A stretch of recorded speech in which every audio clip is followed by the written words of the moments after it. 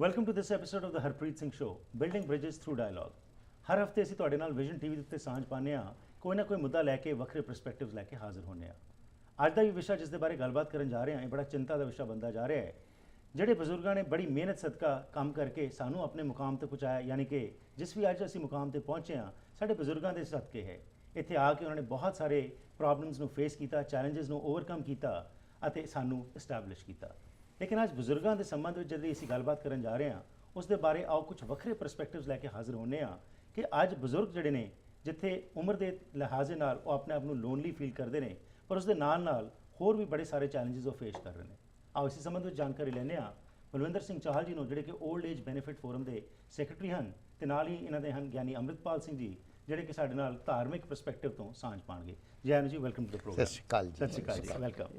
ਤੋ ਬਲਵਿੰਦਰ ਜੀ, ਤੁਹਾਡੇ ਤੋਂ ਸ਼ੁਰੂਆਤ ਕਰਦੇ ਹਾਂ। 올ਡ ਏਜ ਬੈਨੀਫਿਟ ਫੋਰਮ ਜਿਹੜਾ ਤੁਸੀਂ ਸ਼ੁਰੂਆਤ ਇਸ ਦੀ ਕੀਤੀ ਸੀ, ਕਿਸ ਮੰਤਵ ਨਾਲ ਸ਼ੁਰੂ ਕੀਤੀ ਸੀ?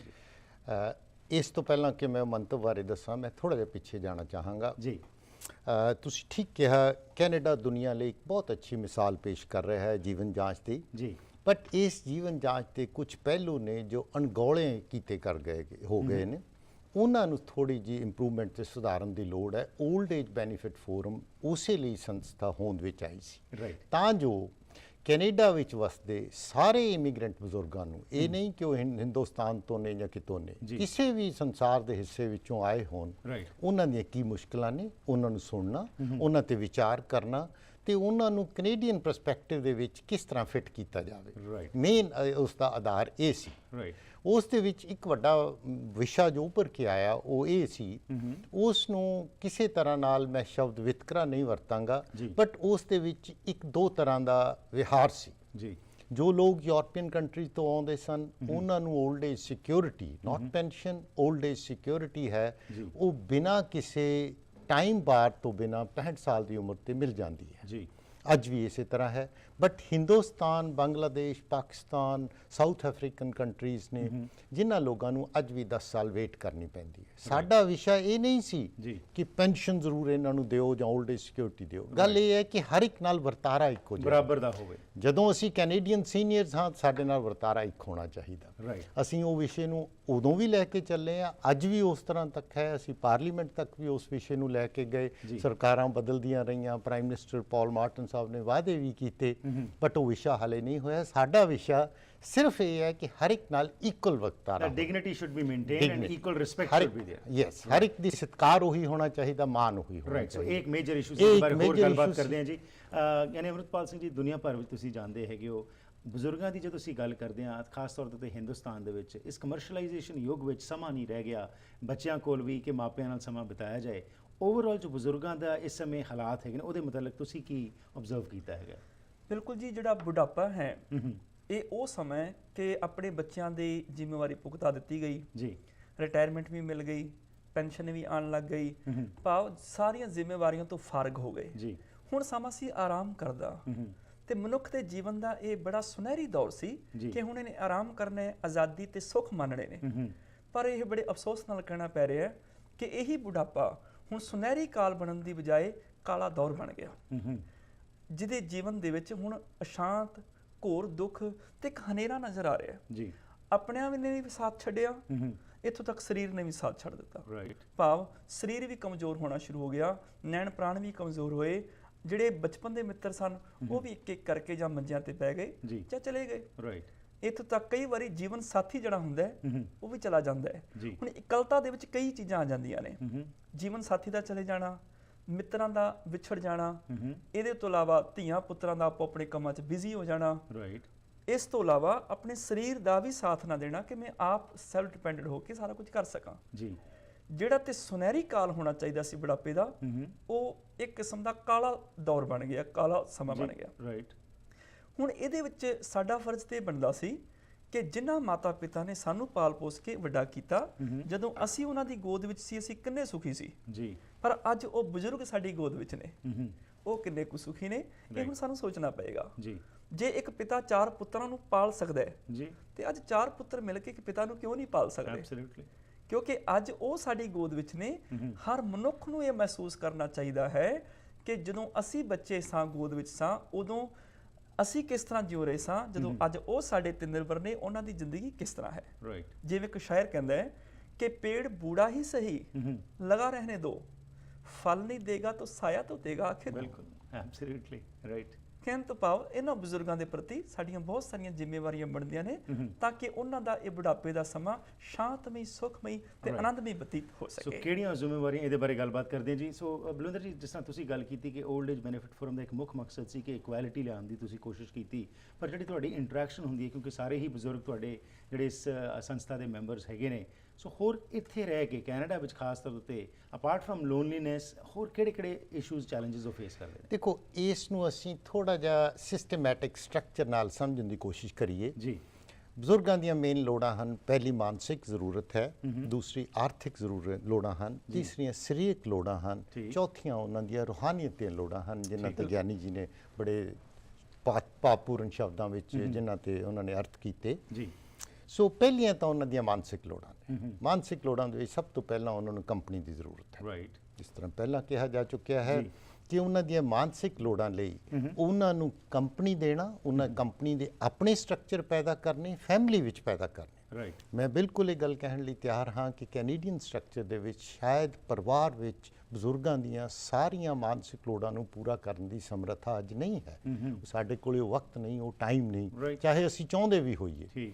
ਇਸ ਲਈ ਸਾਨੂੰ ਬਜ਼ੁਰਗਾਂ ਦੇ ਨਾਤੇ ਆਪਸ ਵਿੱਚ ਤੇ ਸੋਸਾਇਟੀ ਨੂੰ ਇਨ ਜਨਰਲ ਜੀ ਕੁਝ ਸੰਸਥਾਵਾਂ, ਕੁਝ ਇੰਸਟੀਟਿਊਸ਼ਨਸ ਆਪਣੇ ਆਪ ਵਿੱਚ ਕ੍ਰੀਏਟ ਕਰਨ ਦੀ ਲੋੜ ਹੈ। ਇਹਦੇ ਲਈ ਕੋਈ ਵੱਡੀਆਂ ਸੰਸਥਾਵਾਂ ਦੀ ਲੋੜ ਨਹੀਂ। ਮੈਂ ਛੋਟੀ ਜਿਹੀ ਐਗਜ਼ਾਮਪਲ ਦਿਆਂਗਾ ਜੀ। ਤੁਸੀਂ ਤੁਰੇ ਜਾਂਦੇ ਕਿਸੇ ਬਜ਼ੁਰਗ ਨੂੰ ਸਤਿ ਸ੍ਰੀ ਅਕਾਲ ਬੁਲਾ ਕੇ ਦੇਖੋ, ਬੈਂਕ ਵਿੱਚ ਖੜੇ ਕਿਸੇ ਬਜ਼ੁਰਗ ਦੇ ਛੋਟੇ ਜਿਹੇ ਫਾਰਮ ਦਾ ਤੁਸੀਂ ਉਹਦੇ 'ਚ ਹੈਲਪ ਕਰਕੇ ਦੇਖੋ, ਕਿਸੇ ਸੜਕ ਤੇ ਖੜੇ ਬਜ਼ੁਰਗ ਨੂੰ ਪੁੱਛ ਲਓ, ਬਜ਼ੁਰਗੋ ਕੋਈ ਜ਼ਰੂਰਤ ਤਾਂ ਨਹੀਂ। ਸ਼ਾਇਦ ਜ਼ਿੰਦਗੀ ਦੀ ਇੰਨੀ ਮਾਨਸਿਕ ਸਕੂਨ ਉਸ ਬਜ਼ੁਰਗ ਨੂੰ ਮਿਲਦਾ ਹੈ, ਤੁਹਾਨੂੰ ਤਾਂ ਮਿਲੇਗਾ ਹੀ ਮਿਲੇਗਾ, ਉਹਨਾਂ ਨੂੰ ਜੋ ਤੁਸੀਂ ਦਿੱਤਾ ਹੈ ਤੁਸੀਂ ਉਸ ਨੂੰ ਕਦੇ ਸਮਝਣ ਦੀ ਕੋਸ਼ਿਸ਼ ਕਰੋ। ਆਰਥਿਕ ਲੋੜਾਂ ਵਿੱਚ ਜ਼ਰੂਰਤ ਹੈ ਕਿ ਉਹਨਾਂ ਦੀ ਬਿਸਤਰ, ਜਿਸ ਤਰ੍ਹਾਂ ਕਿਹਾ, ਸਭ ਤੋਂ ਪਹਿਲੀ ਗੱਲ 올ਡ ਏਜ ਸਿਕਿਉਰਿਟੀ ਹੈ। ਬਜ਼ੁਰਗਾਂ ਨੂੰ ਆਤਮ ਸਨਮਾਨ ਨਾਲ ਜਿਉਣ ਲਈ, ਰੋਟੀ ਖਾਣ ਲਈ, ਉਹਨਾਂ ਦੀਆਂ ਦਵਾਈਆਂ ਲਈ, ਉਹਨਾਂ ਦੇ ਆਵਾਜਾਈ ਦੇ ਸਾਧਨਾਂ ਲਈ ਅਸੀਂ ਜਿਸ ਤਰ੍ਹਾਂ ਦਾ ਉਹ ਸਟੇਟਸ ਹੈ ਉਹਨਾਂ ਨੂੰ ਮਿਲਣਾ ਚਾਹੀਦਾ ਹੈ, ਹਰ ਇੱਕ ਨੂੰ ਮਿਲਣਾ ਚਾਹੀਦਾ ਹੈ। ਇਸ ਤੋਂ ਬਾਅਦ ਆਰਥਿਕ ਤੋਂ ਬਾਅਦ ਜਿਹੜੀ ਤੁਸੀਂ ਗੱਲ ਕਰਨੀ, ਉਸ ਤੋਂ ਪਹਿਲਾਂ ਜਿਹੜਾ ਅਸੀਂ ਅੱਜ ਦੇਖ ਰਹੇ ਹਾਂ, ਕਿਉਂਕਿ ਬਹੁਤ ਸਾਰੇ ਰਿਪੋਰਟਸ ਆਉਂਦੀਆਂ ਨੇ ਕਿ ਪੈਨਸ਼ਨ ਜਿਹੜੀ ਇੱਥੇ ਆਈ, ਇੱਕ ਸਿਕਿਉਰਿਟੀ ਦਿੱਤੀ ਸੀ ਗਵਰਨਮੈਂਟ ਨੇ ਕਿ 올ਡ ਏਜ ਦੇ ਵਿੱਚ ਤੁਹਾਨੂੰ ਸੁੱਖ ਮਿਲੇ, ਤੁਸੀਂ ਆਪਣੇ ਪੈਰਾਂ ਤੇ ਰਹਿ ਸਕੋ, ਕੋਈ ਤੁਹਾਨੂੰ ਮਤਲਬ ਕਿਸੇ ਤੇ ਡਿਪੈਂਡ ਨਾ ਕਰਨਾ ਪਏ। ਪਰ ਅੱਜ ਕਿਉਂਕਿ ਸਾਡਾ ਸਟਰਕਚਰ ਇੱਕ ਡਿਫਰੈਂਟ ਹੈਗਾ, ਜਿੱਥੇ ਕਿ ਮਾਪੇ ਨਾਲ ਹੀ ਰਹਿੰਦੇ ਹੈਗੇ ਨੇ, ਤਾਂ ਕਈ ਵਾਰੀ ਇਹ ਵੀ ਸਾਹਮਣੇ ਆਉਂਦੀਆਂ ਗੱਲਾਂ ਕਿ ਜਿੱਥੇ ਜਦ ਤੱਕ ਤਾਂ ਪੈਨਸ਼ਨ ਦੀ ਗੱਲ ਆਉਂਦੀ ਹੈ ਤਦ ਤੱਕ ਤਾਂ ਬੱਚੇ ਠੀਕ ਹੈਗੇ ਨੇ, ਲੇਕਿਨ ਜੋ ਹੀ ਉਹ ਪੈਨਸ਼ਨ ਉਹਨਾਂ ਕੋਲ ਆ ਜਾਂਦੀ ਹੈ ਤੇ ਫਿਰ ਉਹਨਾਂ ਨੂੰ ਨਿਗਲੈਕਟ ਕਰ ਦਿੱਤਾ ਜਾਂਦਾ ਹੈ। ਇਹ ਇੱਕ ਬੜਾ ਹੀ ਚਿੰਤਾ ਦਾ ਵਿਸ਼ਾ, ਕਿਉਂਕਿ ਸਾਡੀ ਤਾਂ ਇੱਕ ਹੋਮੋਜੀਨੀਅਸ ਸੈਟਅਪ ਸੀ, ਲੇਕਿਨ ਅੱਜ ਜਿਸ ਤਰ੍ਹਾਂ ਇਹ ਕਮਰਸ਼ੀਅਲਾਈਜ਼ ਯੁੱਗ ਵਿੱਚ ਸਾਡੀ ਵੀ ਸੋਚ ਜਿਹੜੀ ਹੈ ਬੜੀ ਛੇਤੀ ਬਦਲ ਗਈ। ਅਸੀਂ ਵੈਸਟਰਨ ਮੁਲਕਾਂ 'ਚ ਤਾਂ ਆ ਗਏ ਜਿੱਥੇ ਕਿ ਸਾਨੂੰ ਚੰਗੇ ਪੁਆਇੰਟਸ ਵੀ ਗ੍ਰਹਿਣ ਕਰਨੇ ਚਾਹੀਦੇ ਸੀ, ਪਰ ਅੱਜ ਅਸੀਂ ਜਿਹੜੇ ਨੈਗੇਟਿਵਿਟੀ ਸੀ ਵੈਸਟਰਨ ਵਰਲਡ ਦੀ, ਉਹ ਵੀ ਆਪਣੇ ਜੀਵਨ ਵਿੱਚ ਲਿਆ ਕੇ ਆਪਣੇ ਘਰਾਂ ਵਿੱਚ ਲਿਆਏ। ਹਰਪ੍ਰੀਤ ਜੀ, ਤੁਸੀਂ ਇਹ ਬਿਲਕੁਲ ਗੱਲ ਬਹੁਤ ਠੀਕ ਕਹੀ ਹੈ। ਇਸ ਦੇ ਵਿੱਚ ਮੈਂ ਬਜ਼ੁਰਗਾਂ ਨੂੰ ਦੋਸ਼ ਨਹੀਂ ਦਿਆਂਗਾ।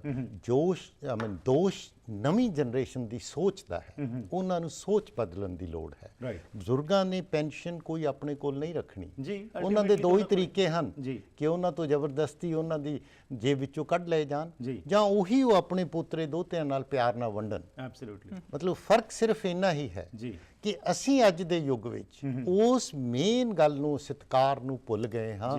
ਜੋ ਬਜ਼ੁਰਗ ਇੱਕ ਡਿਮਾਂਡ ਕਰਦਾ ਹੈ, ਜੋ ਬਜ਼ੁਰਗ ਇੱਕ ਹੱਕ ਰੱਖਦਾ ਹੈ ਕਿ ਉਸ ਨੂੰ ਉਹ ਸਤਿਕਾਰ ਦਈਏ, ਉਹ ਪਿਆਰ ਦਈਏ, ਉਹਦਾ ਜੋ ਕੁਝ ਹੈ, ਕੱਲਾ ਪੈਨਸ਼ਨ ਕੀ, ਉਹਦਾ ਸਭ ਕੁਝ ਹੀ ਉਹ ਤੁਹਾਡਾ ਆਪਣਾ ਹੈ, ਪਰ ਅਸੀਂ ਉਸ ਤੋਂ ਬਿਜ਼ਨਸ ਵਾਂਗੂ ਖੋਹਣ ਦੀ ਕੋਸ਼ਿਸ਼ ਨਾ ਕਰੀਏ। ਰਾਈਟ। ਇਹਦੇ ਵਿੱਚ ਕੀ ਬਾਕੀ ਮੁਲਕਾਂ 'ਚ ਵੀ ਜੀ ਇਹੀ ਚੀਜ਼ਾਂ ਤੁਸੀਂ ਦੇਖ ਲਓ, ਖਾਸ ਤੌਰ ਤੇ ਭਾਰਤ ਵਿੱਚ ਵੀ ਕੀ ਇਸ ਤਰ੍ਹਾਂ ਹੀ ਚੱਲ ਰਿਹਾ?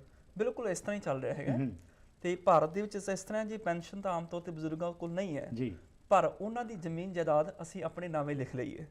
ਔਰ ਪੁੱਤਰ ਇਸ ਗੱਲ ਦਾ ਝਗੜਾ ਕਰਦੇ ਨੇ ਮਾਪਿਓ ਦੇ ਨਾਲ ਕਿ ਜੇ ਤੁਸੀਂ ਮੈਨੂੰ ਆਪਣੀ ਸਾਰੀ ਜਾਇਦਾਦ ਲਿਖ ਕੇ ਦਿੰਦੇ ਹੋ ਤੇ ਮੈਂ ਘਰ ਰੱਖ ਕੇ ਤੁਹਾਡੀ ਸੇਵਾ ਕਰਾਂਗਾ, ਨਹੀਂ ਤੇ ਫਿਰ ਮੈਂ ਆਪਣਾ ਅਲੱਗ ਹੋ ਜਾਵਾਂਗਾ। ਇਸ ਕਰਕੇ ਬਜ਼ੁਰਗ ਦੇਖਦੇ ਨੇ ਕਿ ਬੁਢਾਪੇ ਵਿੱਚ ਅਸੀਂ ਠੋਕਰਾਂ ਖਾਵਾਂਗੇ ਇਕੱਲੇ, ਫਿਰ ਵੀ ਤੇ ਸਾਰਾ ਕੁਝ ਦੇਣਾ ਹੀ ਹੈ, ਲਿਖ ਦਿਓ। ਉਹ ਸਾਰਾ ਕੁਝ ਲਿਖ ਦਿੰਦੇ ਨੇ ਉਹਨਾਂ ਦੇ ਨਾਮ ਤੇ, ਪਰ ਬਾਅਦ ਵਿੱਚ ਉਹ ਰੁੱਲ ਜਾਂਦੇ ਨੇ। ਕਿਉਂਕਿ ਉਹ ਆਪਣੇ ਹੱਥ ਵੱਢ ਕੇ ਮਾਂ ਨੂੰ ਦੇ ਚੁੱਕੇ ਪਹਿਲਾਂ ਹੀ ਫੜਾ ਦਿੰਦੇ ਨੇ। ਬਿਲਕੁਲ। ਹਾਂ, ਵੈਸੇ ਬਜ਼ੁਰਗਾਂ ਨੂੰ ਸਾਡਾ ਘਰ ਨਹੀਂ ਚਾਹੀਦਾ, ਜੀ। ਫਰਨੀਚਰ ਨਹੀਂ ਚਾਹੀਦਾ, ਸੋਫੇ ਬੈੱਡ ਨਹੀਂ ਚਾਹੀਦੇ, ਜਾਂ ਜ਼ਮੀਨ ਪਲਾਟ ਨਹੀਂ ਚਾਹੀਦੀਆਂ ਜੀ। ਉਹਨਾਂ ਨੂੰ ਤਾਂ ਸਿਰਫ ਪਿਆਰ ਦੀ ਜ਼ਰੂਰਤ ਹੈ। ਉਹਨਾਂ ਨੂੰ ਸਾਡਾ ਪੈਸਾ ਸਮਾਨ ਨਹੀਂ ਚਾਹੀਦਾ। ਜੇ ਧੀਆਂ ਪੁੱਤਰ ਸਵੇਰੇ ਸ਼ਾਮ 2 ਟਾਈਮ ਜਾ ਕੇ ਸਿਰਫ ਬਜ਼ੁਰਗ ਦਾ ਹਾਲ ਹੀ ਪੁੱਛ ਲੈਣ, ਕਿਉਂਕਿ ਬਜ਼ੁਰਗ ਮਾਤਾ ਪਿਤਾ ਉਹ ਨੇ ਜਿਹੜੇ ਆਪਣੇ ਪੁੱਤਰ ਦਾ ਮੁਖੜਾ ਤੱਕਦਿਆਂ ਥੱਕਦੇ ਨਹੀਂ ਸੀ। ਮਾਂ ਬਾਰ-ਬਾਰ ਦੇਖਦੀ ਸੀ, ਪਿਤਾ ਬਾਰ-ਬਾਰ ਮੂੰਹ ਦੇਖਣਾ ਚਾਹੁੰਦਾ ਸੀ। ਰਾਈਟ। ਅੱਜ ਉਹੀ ਪੁੱਤਰ ਸਵੇਰੇ ਸਵੇਰੇ ਕੰਮ ਤੋਂ ਨਿਕਲਣ ਲੱਗਿਆਂ ਚੋਰੀ ਛਿਪ ਕੇ ਨਿਕਲਦਾ ਹੈ, ਕਿਤੇ ਮਾਂ ਦੇਖ ਨਾ ਲਏ। ਠੀਕ। ਮਾਤਾ ਦੇ ਕੋਲ 2 ਮਿੰਟ ਬਹਿਣਾ ਪੈ ਜਾਏ। ਸ਼ਾਮ ਨੂੰ ਉਹ ਜਦੋਂ ਘਰ ਆਉਂਦਾ ਚੋਰੀ ਛਿਪੇ ਫਟਾਫਟ ਕਮਰੇ 'ਚ ਵੜ ਜਾਂਦਾ ਹੈ, ਪਿਤਾ ਜੀ ਦੇਖ ਨਾ ਲੈਣ। ਪਰ ਜੇ ਕੋਈ ਪੁੱਤਰ ਆਪਣੇ ਪਿਤਾ ਆਪਣੀ ਬਜ਼ੁਰਗ ਮਾਂ ਨੂੰ ਸਵੇਰੇ ਸ਼ਾਮ ਜਾ ਕੇ ਨਹੀਂ ਮਿਲ ਸਕਦਾ ਤੇ ਇਕੱਲਾ ਸ਼ਾਮ ਨੂੰ ਹੀ ਭੋਜਨ ਦਾ ਥਾਲ ਲੈ ਜਾਏ ਤੇ ਜਾ ਕੇ ਕਹੇ, ਪਿਤਾ ਜੀ ਮੈਂ ਰੁਝੇਵਿਆਂ 'ਚ ਬਿਜ਼ੀ ਸਾਂ, ਨਹੀਂ ਆ ਸਕਦਾ ਸੀ, ਮੈਂ ਮਾਫੀ ਮੰਗਦਾ ਵਾਂ, ਤੁਹਾਡੇ ਲਈ ਭੋਜਨ ਲੈ ਕੇ ਆਇਆ, ਇਹ ਛਕੋ, ਤੁਹਾਡਾ ਹਾਲ ਠੀਕ ਹੈ, ਤੁਹਾਨੂੰ ਦਵਾਈ ਚਾਹੀਦੀ ਹੈ, ਐਨਕਾਂ ਤੁਹਾਡੀਆਂ ਠੀਕ ਨੇ, ਬਿਸਤਰਾ ਠੀਕ ਹੈ, ਕਿਸੇ ਕੱਪੜੇ ਦੀ ਲੋੜ ਹੈ। ਸਿਰਫ ਮਾਪਿਓ ਦਾ ਹਾਲ ਪੁੱਛਣ ਦੇ ਨਾਲ ਹੀ ਉਹਨਾਂ ਦਿਲ ਚੋਂ 1000 ਦੁਆਵਾਂ ਨਿਕਲਣਗੀਆਂ। Absolutely right. ਇਸ ਕਰਕੇ ਜਿਹੜੇ ਮਾਪਿਓ ਪੁੱਤਰ ਦਾ ਮੂੰਹ ਦੇਖਦੇ ਨਹੀਂ ਥੱਕਦੇ, ਪੁੱਤਰ ਨੂੰ ਵੀ ਆਪਣਾ ਮੂੰਹ ਦਿਖਾਣਾ ਚਾਹੀਦਾ ਹੈ। ਬਾਣੀ 'ਚ ਵੀ ਆਂਦਾ ਕਾਹੇ ਪੂਤ ਝਗੜਤ ਹੈ ਬਾਪ, ਇਹ ਵੀ ਹਾਂ, ਕਾਹੇ ਪੂਤ ਝਗੜਤ ਹੋ ਸੰਗ ਬਾਪ, ਜਿਨ ਕੇ ਜਣੇ ਬਡੀਰੇ ਤੁਮ ਹੋ 300 ਝਗੜਤ ਪਾਪ। ਬਲਕਿ ਭਾਈ ਗੁਰਦਾਸ ਨੇ ਤੇ ਇੱਥੋਂ ਤੱਕ ਕਹਿ ਦਿੱਤਾ, ਕਹਿਣ ਲੱਗੇ ਜਿੰਨੇ ਮਾਪਿਓ ਦੀ ਗੱਲ ਨਹੀਂ ਨਾ ਸਮਝੀ, ਉਹ ਵੇਦਾਂ ਕਿਤਾਬਾਂ ਨੂੰ ਵੀ ਸਮਝ ਨਹੀਂ ਸਕਦਾ। ਰਾਈਟ। ਮਾਪਿਓ ਪਰਹਰ ਸੁਣੈ ਵੇਦ, ਭੇਦ ਨਾ ਜਾਣੈ ਕਥਾ ਕਹਾਣੀ। ਠੀਕ। ਮਾਪਿਓ ਪਰਹਰ ਕਰੈ ਪੂਜ, ਵਣਖਣ ਦੇਵੀ ਦੇਵਨਾ ਸੇਵਕ ਮਾਣੀ। ਮਾਪਿਓ ਪਰਹਰ ਕਰੈ ਤਪ, ਵਣਖਣ ਭੁੱਲਾ ਫਿਰੈ ਬਿਬਾਣੀ। ਇੱਥੋਂ ਤੱਕ ਮਾਪਿਓ ਪਰਹਰ ਵਰਤ ਕਰ, ਮਰਮਰ ਜੰਮੈ ਪਰਮ ਪੁਰਾਣੀ। ਮਾਪਿਓ ਪਰਹਰ ਕਰੈ ਦਾਨ, ਰਾਈਟ। ਬੇਈਮਾਨ ਅਗਿਆਨ ਪ੍ਰਾਣੀ, ਗੁਰੂ ਪਰਮੇਸ਼ਰ ਸਾਰ ਨਾ ਜਾਣੀ। ਉਹਨੇ ਗੁਰੂ ਤੇ ਰੱਬ ਦੀ ਕਦਰ ਨਹੀਂ ਜਾਣੀ, ਕਿਉਂਕਿ ਅਸਲੀ ਗੁਰੂ ਰੱਬ ਤੇ ਪਹਿਲਾਂ ਘਰ ਬੈਠੇ ਹੋਏ ਸੀ। ਐਬਸੋਲੂਟਲੀ, ਉਹਨਾਂ ਦੀ ਕਦਰ ਕਰਨੀ ਸਿੱਖਣੀ ਚਾਹੀਦੀ ਹੈ। ਜੀ, ਜਿਸ ਤਰ੍ਹਾਂ ਤੁਸੀਂ ਆਰਥਿਕ ਪੱਖ ਦੀ ਜਿਹੜੀ ਗੱਲ ਕਰ ਰਹੇ ਸੀ, ਇੱਕ ਹੋਰ ਚੀਜ਼ ਜਿਹੜੀ ਬਲਵਿੰਦਰ ਜੀ ਦੇਖ ਰਹੇ ਹੈਗੇ ਆ ਕਿ ਮਾਪੇ ਆ ਜਾਂਦੇ ਨੇ ਇੱਥੇ ਕੈਨੇਡਾ ਵਿੱਚ, ਬਹੁਤ ਵਧੀਆ ਗੱਲ ਹੈ, ਲੇਕਿਨ ਕਈ ਵਾਰੀ ਥਾਵਾਂ ਦੇ ਉੱਤੇ ਵੇਖਿਆ ਜਾਂਦਾ ਕਿ ਰੁੱਲ ਜਾਂਦੇ ਨੇ, ਕਿ ਜਿਹੜੇ ਬੱਚੇ ਵੀ ਕਈ ਵਾਰੀ ਇਸ ਮਕਸਦ ਨਾਲ ਲਿਆਉਂਦੇ ਨੇ ਕਿ ਚਲੋ ਘਰ ਨੂੰ ਸੰਭਾਲ ਲੈਣਗੇ, ਬੱਚਿਆਂ ਨੂੰ ਸੰਭਾਲ ਲੈਣਗੇ, ਸਕੂਲੋਂ ਬੱਚਿਆਂ ਨੂੰ ਲੈ ਆਏ, ਵਧੀਆ ਗੱਲ ਹੈ, ਹੋਣਾ ਚਾਹੀਦਾ, ਉਹਨਾਂ ਦਾ ਵੀ ਮਨ ਲੱਗ ਜਾਂਦਾ ਹੈ, ਕਿਉਂਕਿ ਹੋਰ ਇੱਥੇ ਸੋਸ਼ਲ ਕੋਈ ਕੰਮ ਤਾਂ ਹੈ ਨਹੀਂ। ਲੇਕਿਨ ਜਦੋਂ ਇਹ ਇੰਟੈਂਸ਼ਨ ਨਾਲ ਆਉਂਦੇ ਨੇ ਇੱਥੇ, ਤਾਂ ਉਹਦੇ ਕਰਕੇ ਵੀ ਅਸੀਂ ਦੇਖਦੇ ਹਾਂ ਕਿ ਬਜ਼ੁਰਗ ਜਿਹੜੇ ਨੇ ਕਈ ਵਾਰੀ ਬਹੁਤ ਜ਼ਿਆਦਾ ਆਪਣੇ ਆਪ ਨੂੰ ਅਲੂਫ ਜਿਹਾ ਮਹਿਸੂਸ ਕਰਦੇ ਨੇ। ਹਰਪ੍ਰੀਤ ਜੀ, ਤੁਸੀਂ ਬਹੁਤ ਅੱਛੇ ਟੌਪਿਕ ਨੂੰ ਟੱਚ ਕੀਤਾ। ਮੈਂ ਇਸ ਨੂੰ ਹੋਰ ਵਿਸ਼ੇ ਤੋਂ ਡੀਲ ਕਰਾਂਗਾ। ਜੀ। ਬਜ਼ੁਰਗਾਂ ਨੂੰ ਇਹ ਨਾ ਸਮਝੋ ਕਿ ਉਹਨਾਂ ਨੂੰ ਹਮੇਸ਼ਾ ਸਾਡੀ ਲੋੜ ਹੈ, ਉਹ ਸਾਡੇ ਤੇ ਡਿਪੈਂਡੈਂਟ ਨੇ। ਇਹ ਸਾਡੀ ਇੱਕ ਬਹੁਤ ਵੱਡੀ ਅਗਿਆਨਤਾ ਹੋਵੇਗੀ। ਬਜ਼ੁਰਗ ਜ਼ਿੰਦਗੀ ਦਾ ਉਹ ਪੱਕਿਆ ਹੋਇਆ ਦਰਖਤ ਹੈ, ਉਹ ਬੋਹੜ ਹੈ ਜਿਸ ਕੋਲੋਂ ਬਹੁਤ ਕੁਝ ਗ੍ਰਹਿਣ ਕੀਤਾ ਜਾ ਸਕਦਾ ਹੈ। ਉਸ ਕੋਲੇ ਜ਼ਿੰਦਗੀ ਦਾ ਉਹ ਤਜਰਬਾ ਹੈ, ਉਹ ਵਡਮੁੱਲਾ ਤਜਰਬਾ ਹੈ ਜੋ ਯੰਗਰ ਜਨਰੇਸ਼ਨ ਨਹੀਂ ਦੇ ਸਕਦੀ ਹੈ। ਗੱਲ ਉੱਥੇ ਆ ਜਾਂਦੀ ਹੈ। ਇੱਕ ਬਜ਼ੁਰਗ ਨੂੰ ਦੇਖੋ, ਕੈਨੇਡੀਅਨ ਕੰਟੈਕਸਟ ਦੇ ਵਿੱਚ ਚਾਈਲਡ ਕੇਅਰ ਇੱਕ ਸਭ ਤੋਂ ਵੱਡੀ ਸਮੱਸਿਆ ਵੀ ਹੈ, ਲੋੜ ਵੀ ਹੈ, ਅਤੇ ਇਸ ਨੂੰ ਕੀਤਾ ਵੀ ਜਾਣਾ ਚਾਹੀਦਾ। ਅਸੀਂ ਕਿੰਨੀ ਵਧੀਆ ਕਮਿਊਨਿਟੀ ਹਾਂ ਕਿ ਸਾਡੇ ਵਿੱਚ ਬਣਿਆ ਬਣਾਇਆ ਸਟਰਕਚਰ ਹੈ, ਅਸੀਂ ਜੁਆਇੰਟ ਫੈਮਿਲੀ ਵਿੱਚ ਰਹਿੰਦੇ ਹਾਂ। ਉਹੀ ਬਜ਼ੁਰਗ, ਉਹੀ ਗ੍ਰੈਂਡ ਪੇਰੈਂਟਸ ਬੱਚਿਆਂ ਨੂੰ ਦੇਖਦੇ ਵੀ ਨੇ, ਦੇਖਦੇ ਵੀ ਹਨ। ਬਟ ਉਹਦੇ ਵਿੱਚ ਕਰਨ ਦੀ ਕੀ ਜ਼ਰੂਰਤ ਹੈ? ਉਹਨਾਂ ਨੂੰ ਇਹ ਨਾ ਬਣਾਓ ਕਿ ਤੁਹਾਡੇ ਉੱਤੇ ਡਿਊਟੀ ਇੰਪੋਜ਼ ਕੀਤੀ। ਉਹਨਾਂ ਨੂੰ ਇੱਕ ਪਿਆਰ ਸਤਿਕਾਰ ਨਾਲ ਉਹ ਚੀਜ਼ ਕਰਨ ਦਾ ਮੌਕਾ ਦਿਓ, ਤਾਂ ਜੋ ਉਹ ਆਪਣੀ ਜ਼ਿੰਦਗੀ ਦੇ ਗੁਣ ਬੱਚਿਆਂ ਨੂੰ ਪਾਸ ਔਨ ਕਰ ਸਕਣ। ਜੀ ਬਿਲਕੁਲ। ਇਹ ਹੋ ਨਹੀਂ ਰਿਹਾ, ਇਸ ਦੇ ਵਿੱਚ ਗਲਤੀ ਹੈ। ਉਹਦਾ ਕਾਰਨ ਇੱਕ ਹੈ ਕਿ ਜੋ ਵਿਚਲੀ ਜਨਰੇਸ਼ਨ ਹੈ ਉਹ ਮਾਪਿਆਂ ਨੂੰ ਸਤਿਕਾਰ ਤੇ ਪਿਆਰ ਨਹੀਂ ਦੇ ਰਹੀ। ਛੋਟੀ ਜਨਰੇਸ਼ਨ ਨੇ ਉਹ ਪਿਆਰ ਸਤਿਕਾਰ ਦੇਖਿਆ ਨਹੀਂ, ਉਹ ਗ੍ਰਹਿਣ ਕਰਨ ਲਈ ਤਿਆਰ ਨਹੀਂ। ਉਹ ਗ੍ਰੈਂਡ ਪੇਰੈਂਟ ਨੂੰ ਸਿਰਫ ਇਹ ਸਮਝਦੇ ਨੇ ਇਹ ਇੱਕੋ ਗਾਰਡੀਅਨ ਹੈ ਜਿਹਨੇ ਮੈਨੂੰ ਸਕੂਲ ਤੋਂ ਲੈ ਆਉਣਾ, ਛੱਡ ਆਉਣਾ। ਉਹ ਨਹੀਂ, ਇਹ ਨਹੀਂ ਹੈ, ਬਿਲਕੁਲ ਨਹੀਂ ਹੈ। ਉਹ ਕੁਆਲਿਟੀ ਟਾਈਮ ਜਿਹੜਾ ਗ੍ਰੈਂਡ ਪੇਰੈਂਟਸ ਬੱਚੇ ਨਾਲ ਸਕੂਲ ਤੋਂ ਵਾਕ ਡਾਊਨ ਕਰਕੇ ਘਰ ਤੱਕ ਆਉਂਦਾ ਹੈ, ਸ਼ਾਇਦ ਉਹਨੂੰ ਜ਼ਿੰਦਗੀ ਦੀ ਕਿਸੇ ਕਿਤਾਬ ਵਿੱਚੋਂ ਨਹੀਂ ਮਿਲ ਸਕਦਾ। Absolutely right. ਇੱਕ ਹੋਰ ਪੁਆਇੰਟ ਤੁਸੀਂ ਕਹਿਣ ਲੱਗੇ ਸੀ, ਜਿੱਥੇ ਆਰਥਿਕਤਾ ਦੀ ਅਸੀਂ ਗੱਲ ਕੀਤੀ, ਮਾਨਸਿਕ ਤੌਰ ਤੇ ਹੋਰ ਕਿਹੜੇ ਇਸ਼ੂਜ਼ ਫੇਸ ਕਰ ਰਹੇ ਨੇ? ਉਸ ਦੇ ਵਿੱਚ ਕੁਝ ਦੇਖਣ ਦੇ ਵਿੱਚ ਹੋਰ ਇਸ਼ੂ ਵੀ ਆਏ ਨੇ, ਜਿਸ ਸਭ ਤੋਂ ਹਾਊਸਿੰਗ ਦਾ ਇਸ਼ੂ ਹੈ। ਰਾਈਟ। ਕਈ ਵਾਰੀ ਪਰਿਵਾਰਾਂ ਦੇ ਵਿੱਚ ਅਸੀਂ ਇਕੱਠੇ ਨਹੀਂ ਰਹਿ ਸਕਦੇ, ਉਸ ਦੇ ਕਈ ਕਾਰਨ ਹਨ। ਉਸ ਲਈ ਸਬਸਿਡਾਈਜ਼ ਹਾਊਸਿੰਗ ਦੀ ਸਕੀਮ ਹੈ, ਬਟ ਉਸ ਦੇ ਵਿੱਚ ਕਈ ਊਣਤਾਈਆਂ ਨੇ, ਜਾਂ ਉਸ ਨੂੰ ਕੁਝ ਹੋਰ ਅੱਗੇ ਕਰਨ ਦੀ ਲੋੜ ਹੈ, ਖਾਸ ਤੌਰ ਉੱਤੇ ਸਰਦੀਆਂ ਦੇ ਮੌਸਮ ਦੇ ਵਿੱਚ ਹਨ ਜਾਂ ਕੁਝ ਇਸ ਤਰ੍ਹਾਂ ਦੇ ਹਨ। ਉਹ ਜਿਹੜੀ ਕਲੈਕਟਿਵ ਹਾਊਸਿੰਗ ਹੈ ਉਹ ਇੱਕ ਕਿਸਮ ਦਾ ਸਟਰਕਚਰ ਪੈਦਾ ਕਰਕੇ ਮਾਨਸਿਕ ਲੋੜਾਂ ਨੂੰ ਵੀ ਪੂਰਾ ਕਰਦੀ ਹੈ। ਜਦੋਂ ਬਜ਼ੁਰਗਾਂ ਨੂੰ ਤੁਸੀਂ ਇਕੱਠੇ ਤੌਰ ਉੱਤੇ ਬਿਠਾ ਸਕਦੇ ਹੋ, ਰੱਖ ਸਕਦੇ ਹੋ, ਉਹ ਆਪਣੇ ਆਪ ਲਈ ਇੱਕ ਸਟਰਕਚਰ ਪੈਦਾ ਕਰਦੀ ਹੈ। ਸਾਨੂੰ ਉਹਨਾਂ ਦੀ ਵੀ ਲੋੜ ਹੈ। ਉਸ ਵਿੱਚ ਇੱਕ ਪ੍ਰੋਬਲਮ ਜੋ ਆਉਂਦੀ ਹੈ, ਅਸੀਂ ਇੰਟੈਗਰੇਟ ਨਹੀਂ ਕਰ ਸਕੇ ਦੂਸਰੇ ਕਮਿਊਨਿਟੀਜ਼ ਦੇ ਨਾਲ, ਉਹ ਲੈਂਗੁਏਜ ਪ੍ਰੋਬਲਮ ਹੈ। ਸਾਨੂੰ ਸਾਡੇ ਬਜ਼ੁਰਗਾਂ ਨੂੰ ਜੇ ਇੰਗਲਿਸ਼ ਲੈਂਗੁਏਜ ਪ੍ਰੋਪਰਲੀ ਨਹੀਂ ਆਉਂਦੀ ਹੈ ਤਾਂ ਉਹ ਦੂਜਿਆਂ ਨਾਲ ਇੰਟੈਗਰੇਟ ਹੋਣ ਤੋਂ ਝਿਜਕਦੇ ਨੇ। ਉਹ ਝਿਜਕ ਹੈ ਜਿਹੜੀ ਉਹਨਾਂ ਦੇ ਵਿੱਚ ਊਣਾਪਣ ਵੀ ਲਿਆਉਂਦੀ ਹੈ, ਨੈਗੇਟਿਵਿਟੀ ਪੈਦਾ ਕਰਦੀ ਹੈ। ਉਹਦੇ ਦੋ ਹੀ ਹੋ ਸਕਦੇ ਨੇ। ਇੱਕ ਤਾਂ ਇਹ ਵੀ ਹੈ ਕਿ ਅਸੀਂ ਆਪਣੀਆਂ ਸੰਸਥਾਵਾਂ ਵੀ ਪੈਦਾ ਕਰੀਏ, ਪਰ ਮੈਂ ਇੱਥੇ ਕਹਿਣ ਤੋਂ ਨਹੀਂ ਝਿਜਕਾਂਗਾ ਕਿ ਜਿਸ ਤਰ੍ਹਾਂ ਅਸੀਂ ਬੱਚਿਆਂ ਨੂੰ ਪਾਲ ਪੋਸ ਕੇ ਬੜਾ ਕੇ ਲੈਂਗੁਏਜ ਸਿਖਾਉਂਦੇ ਹਾਂ, ਬਜ਼ੁਰਗਾਂ ਨੂੰ ਵੀ ਕੰਮ ਤੱਕ ਦੀ ਤਾਂ ਜੋ ਉਹ ਆਪਣੇ ਵਿੱਚ ਇੰਟਰੈਕਟ ਕਰ ਸਕਣ, ਉਹ ਲੈਂਗੁਏਜ ਸਿੱਖਣ ਲਈ ਐਨਕਰੇਜ ਕੀਤਾ ਜਾਵੇ, ਸਾਧਨ ਪੈਦਾ ਕੀਤੇ ਜਾਣ ਔਰ ਉਸ ਨੂੰ ਇਹ ਸਮਝ ਕੇ ਕੀਤਾ ਜਾਵੇ ਕਿ ਬਜ਼ੁਰਗਾਂ ਲਈ ਜ਼ਰੂਰੀ ਹੈ। ਬਿਲਕੁਲ, ਗੁਰਦੁਆਰੇ ਦੇ ਜਿਹੜਾ ਕਨਸੈਪਟ ਸੀ ਜੀ, ਉਹ ਸਿਰਫ ਇੱਕ ਪੂਜਾ ਸਥਾਨ ਨਹੀਂ ਸੀ। ਜਦੋਂ ਗੁਰੂ ਨੇ ਸ਼ੁਰੂ ਕੀਤਾ ਸੀ, ਇੱਕ ਧਰਮਸ਼ਾਲਾ ਸੀ ਜਿੱਥੇ ਕਿ ਹਰ ਇੱਕ ਆ ਕੇ ਸਾਡੀਆਂ ਸਾਰੀਆਂ ਲੋੜਾਂ ਉੱਥੋਂ ਪੂਰੀਆਂ ਹੁੰਦੀਆਂ। ਪਰ ਅੰਮ੍ਰਿਤਪਾਲ ਸਿੰਘ ਜੀ, ਤੁਸੀਂ ਕੀ ਮਹਿਸੂਸ ਕਰਦੇ ਹੋ ਕਿ ਕੀ ਅਸੀਂ ਇਸ ਵਿੱਚ ਫੇਲ ਨਹੀਂ ਹੋਏ ਕਿ ਜਿੱਥੇ ਬਜ਼ੁਰਗਾਂ ਦੀ ਅਸੀਂ ਗੱਲ ਕਰਦੇ ਹਾਂ, ਅੱਜ ਗੁਰਦੁਆਰਿਆਂ 'ਚ ਅਸੀਂ ਦੇਖਦੇ ਹਾਂ ਕਿ ਬਜ਼ੁਰਗ ਸਮਾਂ ਕੱਢਣ ਲਈ ਜਾ ਰਹੇ ਹੈਗੇ ਨੇ। ਕੁਝ ਦੇਰ ਤਾਂ ਤੁਸੀਂ ਗੁਰਦੁਆਰੇ 'ਚ ਬੈਠ ਸਕਦੇ ਹੋ, ਲੇਕਿਨ ਬਹੁਤਾਤ ਇਹੀ ਹੁੰਦਾ ਕਿ ਬਾਹਰ ਸਾਰੇ ਬੈਠ ਕੇ ਗੱਲਾਂ ਬਾਤਾਂ ਹੀ ਕਰ ਰਹੇ ਨੇ। ਤੇ ਜਿਸ ਤਰ੍ਹਾਂ ਬਲਵਿੰਦਰ ਜੀ ਨੇ ਗੱਲ ਕੀਤੀ ਕਿ ਉਹਨਾਂ ਦਾ ਜਿਹੜਾ ਐਕਸਪੀਰੀਅੰਸ ਸੀ ਉਸ ਨੂੰ ਅਸੀਂ ਸਹੀ ਯੂਟਿਲਾਈਜ਼ ਨਹੀਂ ਕਰ ਸਕ ਰਹੇਗੇ, ਤੁਹਾਡਾ ਇਹਦੇ ਬਾਰੇ ਕੀ ਕਹਿਣਾ? ਬਿਲਕੁਲ ਜੀ, ਇਹ ਗੱਲ ਭਾਈ ਸਾਹਿਬ ਜੀ ਦੀ ਬਹੁਤ ਮੈਨੂੰ ਵਧੀਆ ਲੱਗੀ। ਦਰਅਸਲ ਬਜ਼ੁਰਗਾਂ ਦਾ ਰੋਲ ਮਾਡਲ ਹੋਣਾ ਚਾਹੀਦਾ ਹੈ ਗੁਰੂ ਅਮਰਦਾਸ ਪਾਤਸ਼ਾਹ ਜੀ। ਦੇਖੋ ਬੁਢਾਪੇ ਦੇ ਵਿੱਚ ਵੀ ਉਹ ਕਿੰਨੀ ਸੇਵਾ ਕਰ ਰਹੇ ਨੇ, ਬਾਣੀ ਪੜ੍ਹ ਰਹੇ ਨੇ। ਈਵਨ 72 ਸਾਲ ਦੀ ਉਮਰ ਵਿੱਚ ਦੇ ਉਹ ਤੇ 72-73 ਸਾਲ ਦੀ ਉਮਰ ਵਿੱਚ ਗੁਰੂ ਬਣ ਰਹੇ ਨੇ ਸਿੱਖ ਕੌਮ ਦੀ ਜ਼ਿੰਮੇਵਾਰੀ ਸੰਭਾਲਣ ਵਾਸਤੇ। ਤੇ 95 ਸਾਲ ਦੀ ਉਮਰ ਤੱਕ ਉਹਨਾਂ ਨੇ ਸਿੱਖ ਕੌਮ ਦੀ ਅਗਵਾਈ ਕੀਤੀ। ਬਜ਼ੁਰਗਾਂ ਦਾ ਰੋਲ ਮਾਡਲ ਗੁਰੂ ਅਮਰਦਾਸ ਸਾਹਿਬ ਹੋਣ। ਉਹਨਾਂ ਨੇ ਕੀ ਕੀਤਾ, ਆਪਣੇ ਬੱਚਿਆਂ ਨੂੰ ਜ਼ਿੰਮੇਵਾਰੀਆਂ ਸੌਂਪ ਕੇ ਪੂਰੀ ਪੰਥ ਦੀ ਜ਼ਿੰਮੇਵਾਰੀ ਲੈ ਲਈ। ਬਜ਼ੁਰਗ ਵੀ ਕੀ ਕਰਨ, ਆਪਣੇ ਬੱਚਿਆਂ ਦੇ ਮੋਹ ਨੂੰ ਛੱਡ ਕੇ ਸਮਾਜ ਦੀ ਇੱਕ ਜ਼ਿੰਮੇਵਾਰੀ ਲੈ ਲੈਣ। ਉਹਨਾਂ ਕੋਲ ਬਹੁਤ ਨੌਲੇਜ ਹੈ, ਤਜਰਬਾ ਹੈ ਜ਼ਿੰਦਗੀ ਦਾ।